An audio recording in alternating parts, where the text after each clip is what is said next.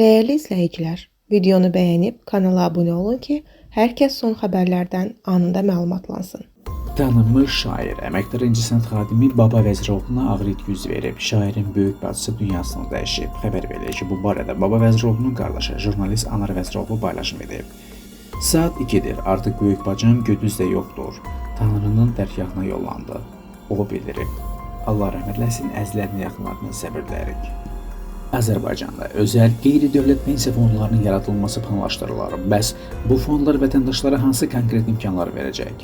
Bildirilir ki, iqtisadçı ekspert Asif İbrahimov açıqlamasında bildirib ki, Azərbaycanda özəl qeyri-dövlət pensiya fondlarının yaradılması maddi olaraq artıq bir çox inkişaf etmiş ölkələrdə tətbiq olunur və əsas məqsəd vətəndaşların gələcək sosial təminatını daha da gücləndirməkdir. Onun sözlərinə görə, özəl pensiya fondları praktikada vətəndaşlara bir çox imkanlar yaradır.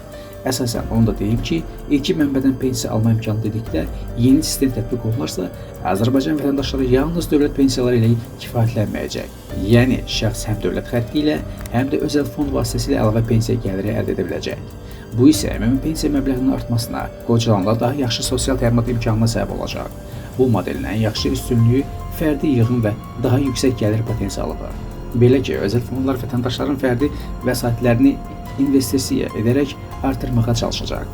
Bu da uzun müddətli perspektivdə dövlət pensiyası ilə müqayisədə daha yüksək gəlir əldə etmə imkanı yarada bilər.